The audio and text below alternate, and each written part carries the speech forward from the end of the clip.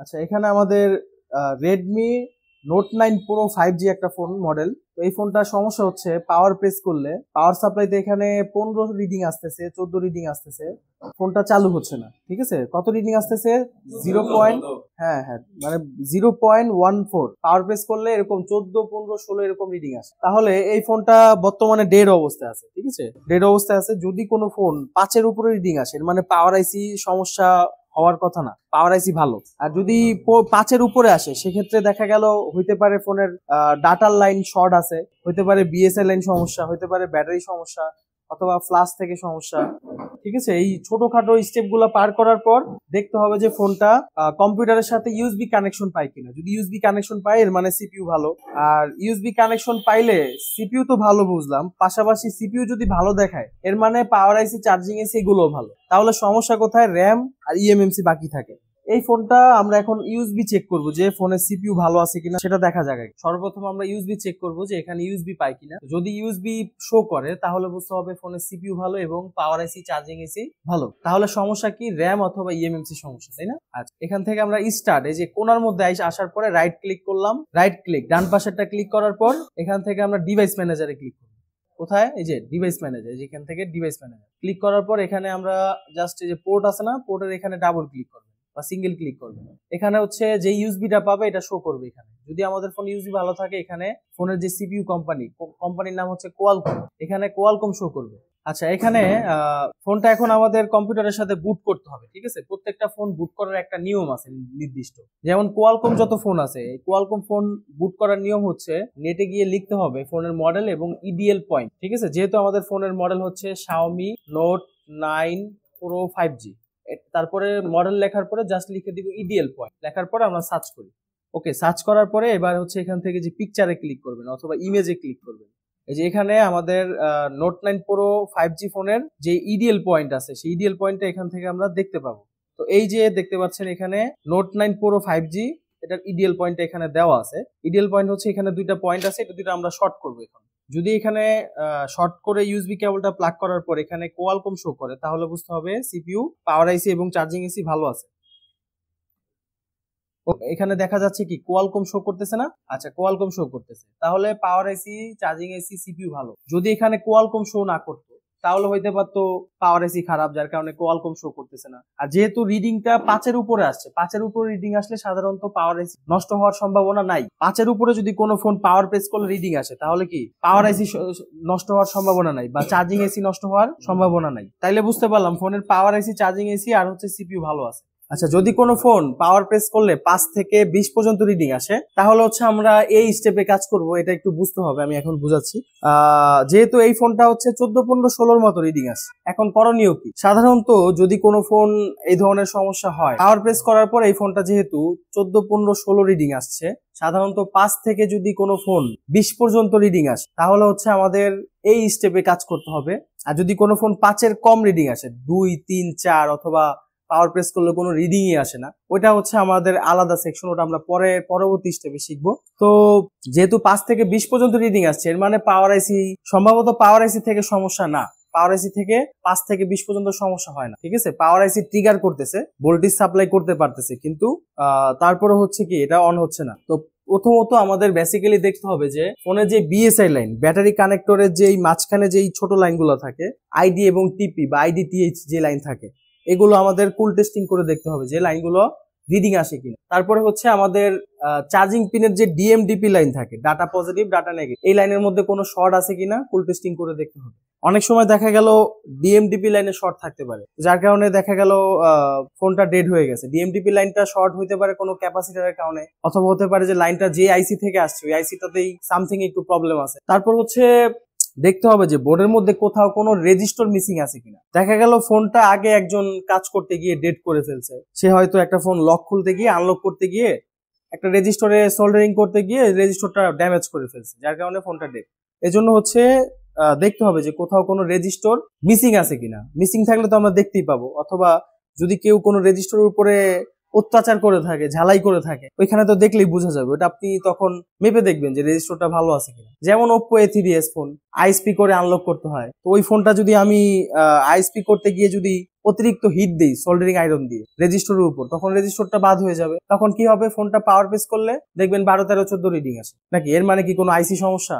সমস্যা না, সমস্যা রেজিস্টরে। এজন্য খুঁটিনাটি বিষয়গুলো দেখে নিতে হবে। এবং তার পরবর্তী স্টেপ হচ্ছে, যদি ফোনটা কম দামি ফোন হইতো, যেমন সাপোজ ইনফিনিক্স, টেকনো, তারপর হচ্ছে নর্মালি যেগুলো 10,000, 12,000 টাকা দামের ফোন, যেগুলো কম দামি যেগুলো ফোন 1GB, 2GB বা 3GB র্যাম পর্যন্ত যে ফোনগুলো থাকে সাধারণত, এই ফোনগুলো হচ্ছে বেশিরভাগ হয় ফ্লাশ থেকে সমস্যা হয় অথবা ইএমএমসি থেকে সমস্যা হয়। ঠিক আছে, বাট এটা হচ্ছে ফ্ল্যাগশিপ ফোন, এটার মধ্যে মিনিমাম 6GB র্যাম আছে। তারপর হচ্ছে ফোনটা হচ্ছে ইউএফএস, এটা ইএমএমসি না। এই ধরনের ফোনগুলো যেগুলো হচ্ছে আপডেট ফোন, ঠিক আছে, আপডেট ফোন হচ্ছে, যদি আপডেট ফোন হয় তখন আমাদের সিপিইউটা আগে চেক করতে হবে। ঠিক আছে, সিপিইউ আগে চেক করতে হবে, সিপিইউ থেকে ইউএসবি পোর্ট পায় কিনা। এবং আরেকটা লাইন আছে, নাম হচ্ছে পিএস হোল্ড। ডায়াগ্রাম থেকে দেখতে হবে পিএস হোল্ড লাইন কোনটা, ওই লাইনের মধ্যে 1.8 ভোল্টেজ পাওয়া গেলে সিপিইউ ভালো। আর তাছাড়া কি, যদি ফোনের মধ্যে ইউএসবি পায় তার তবুও বুঝতে হবে কি সিপিইউ ভালো আছে। আর যদি সিপিইউ ভালো থাকে এর মানে পাওয়ার আইসি, চার্জিং আইসিও ভালো আছে। কারণ চার্জিং আইসি যদি পাওয়ার আইসি কে ভোল্টেজ না দিতে পারে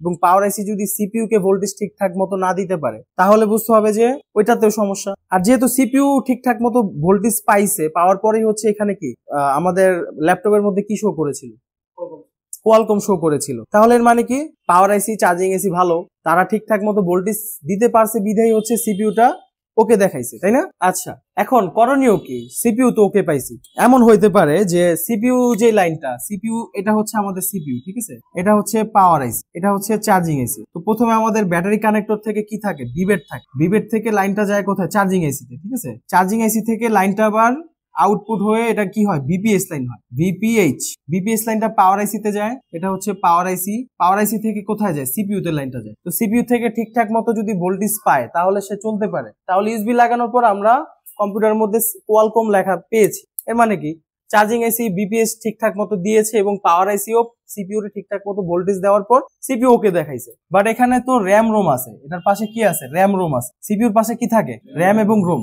র্যাম রোমের তো ধরেন এখানে লাইন আছে, দেখা গেল অর্ধেক লাইন হচ্ছে র্যামের আর বাকি কিছু লাইন হচ্ছে রোমের। এখন এমন হইতে পারে যে সিপিইউ নিজে চলার জন্য যতটুকু লাইন দরকার ওকে আছে, কিন্তু এখান থেকে কয়েকটা র্যামের বল মিসিং, সিপিইউ থেকে কয়েকটা র্যামের বল মিসিং, যার কারণে র্যামে কানেক্টিভিটি পায় নাই। আবার এমন হইতে পারে যে সিপিইউ থেকে সবকিছু বল ওকে আছে, বাট যখন সে লাইনটা র্যামের কাছে বা রোমের কাছে দিয়েছে তখন সে রিসিভ করতে পারে নাই, হয়তো একটা ইএমএমসি এর একটা বল মিসিং হয়ে গেছে, যার কারণে কি সে লাইনটা রিসিভ করতে পারে না। এই জন্য আমাদের করণীয় কি, আপনি আগে কি করবেন, সিপিইউ রিভল করবেন নাকি র্যাম রিভল করবেন? সিপিইউ ভালো পাইছি, তারপরও কি হইতে পারে যে র্যাম বা রোমের লাইনগুলো র্যাম অথবা রোম পর্যন্ত পৌঁছায় দিতে পারে নাই, ঠিক আছে, এখান থেকেই বল মিসিং। আবার এমন হতে পারে যে সে ঠিকভাবে লাইন দিছে বাট র্যাম এবং রোম লাইনগুলো রিসিভ করে নাই, র্যাম এবং রোম তাদের বল মিসিং অথবা তাদের বলটা নষ্ট হয়ে গেছে, ঠিক আছে, বা ডিসকানেক্ট হয়ে গেছে হালকা একটু, যার কারণে কি সে লাইনটা রিসিভ করতে পারে নাই বিধায় এখন ফোনটা অন হচ্ছে না।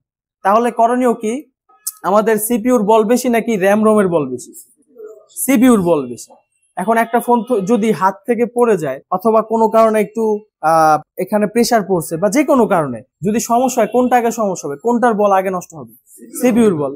তাহলে সিপিইউ যদি আমরা যেহেতু ভালো পাইছি, তারপর হইতে পারে যে র্যাম রোমের কোনো একটা লাইন মিসিং আছে, এজন্য আমরা আগে সিপিইউ রিভল করব, ঠিক আছে, এখানে লেখা আছে কি সিপিইউ রিভল করতে হবে, না হলে র্যাম এবং রোম পরবর্তী স্টেপে হচ্ছে রিভল করতে হবে। একটা একটা করে রিভল করবেন, একটা একটা করে চেক করবেন। আর যেগুলো হচ্ছে কম দামি ফোন, যেমন আগে আমরা সিম্ফনি B75, V95, তারপর হচ্ছে i95, Z12, Z25, যত সিম্ফনি আছে, সোজা কথা সিম্ফনির আপডেট যে ফোনগুলো আছে এগুলো তো বেশি একটা ভালো না, এগুলো তো জট কম দামি ফোন। তারপর হচ্ছে ইনফিনিক্স, টেকনো, লাভা, এরাও দেখা গেল ওই কম দামি ফোন, এরাও দেখা গেল 10-12 হাজার, 15,000 বা 20,000 টাকা দামের যে ফোনগুলো, যেগুলো সোজা কথা হচ্ছে ইএমএমসি দিয়ে তৈরি। এই ফোনটাতে ইএমএমসি নেই, এটা হচ্ছে ইউএফএস চিপ লাগানো। আর এটা হচ্ছে কি যে এগুলো যে ব্র্যান্ড গুলো লেগছে এরা বানায় হচ্ছে ইএমএমসি দিয়ে। ইএমএমসি দিয়ে যে ফোনগুলো বানায় বেশিরভাগ ক্ষেত্রে দেখা যায় কি ইএমএমসি প্রবলেম হওয়ার কারণে অনেক সময় ফ্ল্যাশ ফাইল সমস্যা হয়, তখন ফ্ল্যাশ ফাইলটা মিসিং হয়ে যাওয়ার কারণে ফোনটা ফ্ল্যাশ করলে হয়তো অনেক সময় ডেড ফোনটা ওকে হয়ে যেতে পারে। আবার কিছু ফোন আছে যে ফ্ল্যাশ করলে হচ্ছে না, মেমোরিতে সমস্যা, ইএমএমসি তে সমস্যা, তখন আমাদের ইএমএমসিটা রিপ্রোগ্রামিং করতে হয় বা চেঞ্জ করতে হয়, ঠিক আছে, এইভাবে হচ্ছে ওকে করতে হয়। আচ্ছা, তাহলে আমরা এই ফোনটা এখন সিপিইউ রিভল করে দেখি যে অন হয় কিনা। প্রথমে আমরা আইসি ওপেনার দিয়ে সাইডগুলো কেটে নিচ্ছি, 300 হিট রেখে আমরা এরশাদের নাঙ্গল দিয়ে সাইড কাটতেছি, দেখতে পাচ্ছেন। তো সাইডগুলো কাটার উদ্দেশ্য হচ্ছে যখন আমরা আইসিটা উঠাবো তখন যেন স্মুথলিভাবে উঠে যায় এবং কোনো কম্পোনেন্টে যেন ক্ষতিগ্রস্ত না হয়। এবার আমরা দেখতে পাচ্ছেন যে ইএমএমসির উপর হিট প্রুফ পেপার দিয়ে উপরে পয়সা রেখে তারপর এখানে পেজ দিয়ে হিট করছি এবং এখানে 360 হিট রাখতে হবে। তারপর এখানে আইসি ওপেনারের যে আরেকটা অংশ আরেকটা যে চ্যাপটা যে ব্লেডটা দেখতে পাচ্ছেন, এটা দিয়ে আস্তে আস্তে আমরা ভিতরের দিকে ওপেন করব। যদি খুব স্মুথভাবে ওপেন হয় তখনই আপনি ওপেন করবেন। দেখতে পাচ্ছেন আমরা আইসিটা উঠিয়ে ফেলেছি খুব ইজিভাবে। এবার হচ্ছে এখানে যে রাংগুলো আছে এই রাংগুলো একটু শক্ত টাইপের হয়, এই জন্য রাংগুলো আমরা প্রথমে রিমুভ করে নিলাম। এখন আমরা এখানে আইসির পেজ দিয়ে তারপর হচ্ছে এই জায়গাগুলো ঘষে প্লাস্টিকগুলোকে রিমুভ করতেছি, মানে পেস্টগুলোকে রিমুভ করতেছি। এখানে যদি আপনি আইসির পেস্ট না দেন তাহলে কিন্তু বোর্ডের উপরে ডাইরেক্টলি বিটের সাথে ঘষা খাবে এবং বিভিন্ন লাইন অথবা রঙগুলো উঠে যাওয়ার সম্ভাবনা থাকে। এজন্য খুব স্মুথলিভাবে আপনাকে পেজগুলো রিমুভ করে নিতে হবে। পেজগুলো রিমুভ করার পর আমরা এখানে ওয়াশ করে দিব। ওয়াশ করার জন্য যেই ব্রাশটা আমরা ইউজ করতেছি এই ব্রাশটা অবশ্যই আপনাকে ইউজ করতে হবে যদি আপনি ভালোভাবে কাজ করতে চান। এখানে আমরা মুছে দিলাম সব কিছু। এবার আমাদের লাস্ট ফিনিশিং দিতে হবে হচ্ছে উইক দিয়ে, সোল্ডারিং উইক ইউজ করবেন এখানে। এবং সোল্ডারিং উইক দিয়ে যখন আমরা সমান করব, হালকা হালকা যে পেস্টগুলো লেগে আছে এগুলো কিন্তু খুব সুন্দরভাবে সমান হয়ে যাবে এবং পরবর্তীতে আমরা ফোনটাও কিন্তু রানিং করতে পারবো।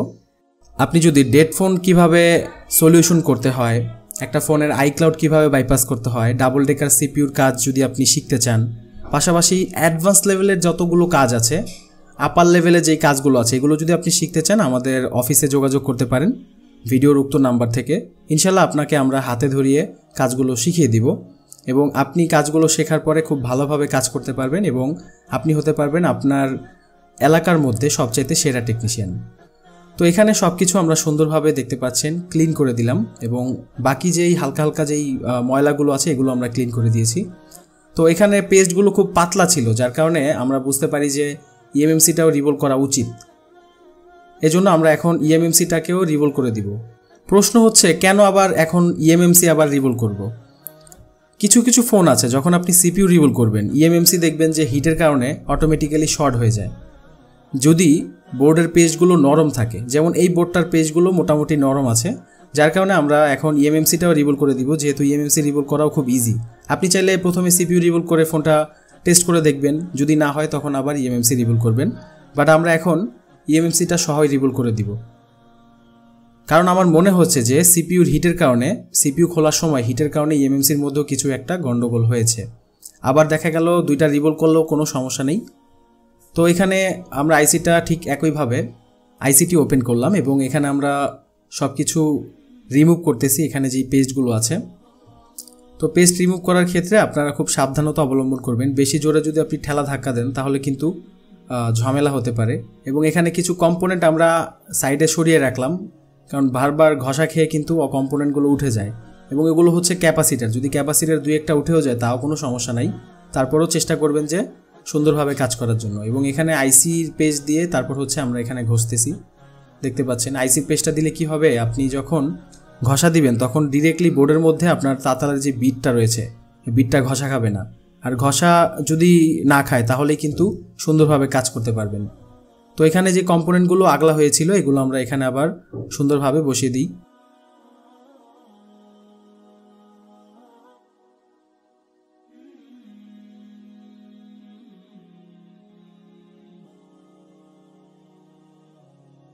অনেকেই দেখা গেল কি এখানে ক্লিন করতে গিয়ে তাতালের ঘষা দিতে গিয়ে অনেক সময় রং উঠে যায়। যদি রং উঠে যায় তখন আপনারা আলট্রা ভায়োলেট যেই মাস্কগুলো পাওয়া যায়, ইউভি মাস্ক, সেই মাস্ক ব্যবহার করে রঙগুলো, আমরা এখানে যেই তাতাল অথবা সোল্ডারিং আয়রন ইউজ করতেছি এটার হিট রাখা হয়েছে 350। সোল্ডারিং আয়রন হিসাবে আমি ইউজ করতেছি JBM এর 210 মডেলের JBM T210। যদি আপনি গুগলে সার্চ করেন তাহলে কিন্তু পেয়ে যাবেন। ওকে, তাহলে মোটামুটি আমরা এখানে যেই পেস্টগুলো আছে এগুলো ক্লিন করার পর অকটেন দিয়ে আমরা আবার ব্রাশ দিয়ে ক্লিন করতেছি। ওকে, এবার হচ্ছে আমরা সোল্ডারিং উইক দিয়ে সমান করে দিব, তাহলে হালকা হালকা যেই পেস্টগুলো লেগে আছে এবং যে রাংগুলো উঁচু নিচু আছে এগুলো আমাদের সমান হয়ে যাবে।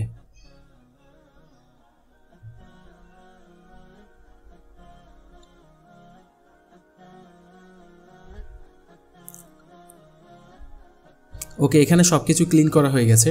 এখন আমাদের যেটা করতে হবে, দেখতে হবে ভালোভাবে আই থেরাপির মাধ্যমে যে সব কিছু ঠিকঠাক আছে কিনা, এবং আমরা ব্রাশ দিয়ে একটু গুনার ব্রাশ দিয়ে ঘষা দিয়ে দিলাম। যদি কোনো বল কালচে থাকে তাহলে সেটা শাইনিং হয়ে যাবে, এবং যখন আমরা সিপিইউ এবং ইএমএমসি ইনস্টল করব তখন সুন্দরভাবে ইনস্টল হয়ে যাবে।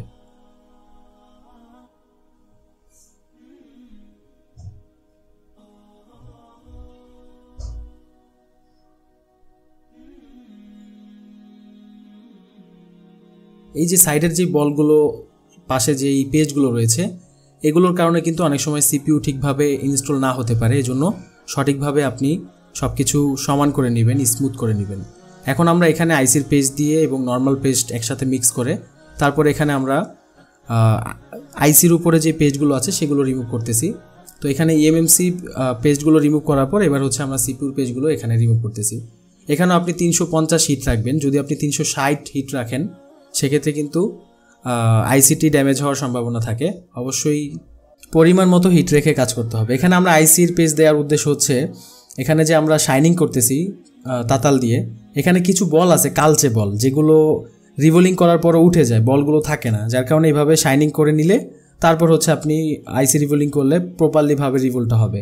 তো অনেক খুঁটিনাটি বিষয় আছে আমাদের ভিডিওগুলো, আপনি যদি একদম শুরু থেকে শেষ পর্যন্ত দেখেন ইনশাল্লাহ এখান থেকে আপনি অনেক কিছু শিখতে পারবেন। তো এখানে আমরা ইএমএমসি যেটা আছে সেটা ভালোভাবে ক্লিন করতেছি, এবং একটু পরে হচ্ছে আমরা এখন রিবোলিং করব। রিবোলিং করার জন্য যেটা করতে হবে, এখানে আমরা প্লেটের মধ্যে বসিয়ে নিব, এবং ইএমএমসির যেই প্লেট রয়েছে সেটার মধ্যে আমরা ইএমএমসিটা বসিয়ে নিয়ে এবার হচ্ছে আমরা আইসির পেজ দিব। পেজ দিয়ে ভালোভাবে সমান করে 360 অ্যাঙ্গেলে 290 হিট এবং হাওয়া 3-এ আমরা আইসিটি রিবোলিং করব, এবং রিবোলিং হওয়ার পর আমরা এখানে ওয়াশ করে দিব। তো আমরা ভিডিওটি স্কিপ করে দিয়েছি সিপিইউটা রিবোলিং করার সময়, আসলে লং টাইম হয়ে যায় অনেক। আমি চাই যে আপনারা খুব শর্ট টাইমের মধ্যে গুরুত্বপূর্ণ বিষয়গুলো শিখেন, এজন্য ভিডিওতে কোনো বাড়তি আলোচনা করা হয় না সবার মতো। এখানে আমরা আইসির পেজ দিয়ে দিলাম, এবং এখানে আমরা রিবোলিং করা যে আইসিগুলো রয়েছে সেগুলো এখানে বসিয়ে নিলাম। আমরা অলরেডি সিপিইউর আইসিটাও রিবোলিং করে নিয়েছি, যেটা ভিডিওতে দেখানো হয় নাই। আইসিটি বসানোর নিয়ম হচ্ছে যেটা যেভাবে ছিল, নস পয়েন্ট কোন দিকে আছে সেটা ভালোভাবে খেয়াল রেখে আমরা বর্ডার অনুযায়ী বসিয়ে তারপর হিট দিব। প্রথমে হাওয়া কমিয়ে হিট দিতে হবে, হাওয়া রাখবেন 3-এ এবং হিট রাখবেন হচ্ছে 330। তো একটু হিট হওয়ার পর তারপর হচ্ছে হাওয়াটা আপনি বাড়িয়ে দিবেন, 5 বা 6-এর মধ্যে হাওয়া দিবেন, এবং পরিমাণ মতো পেস্ট দিয়ে তারপর হচ্ছে যখন মোটামুটি দেখবেন আশেপাশের বলগুলো গলে গেছে তখন একটু আইসিটা একটু নাড়াচাড়া দিয়ে দিবেন। এমনভাবে নাড়াচাড়া দেওয়া যাবে না যাতে টেকনাফ থেকে তেঁতুলিয়া চলে যায়। ওকে, তো এখানে আমরা পেস্ট দিচ্ছি, এবার হচ্ছে আমরা ভালোভাবে হিট প্রদান করে একটু ধাক্কা দিয়ে দিব।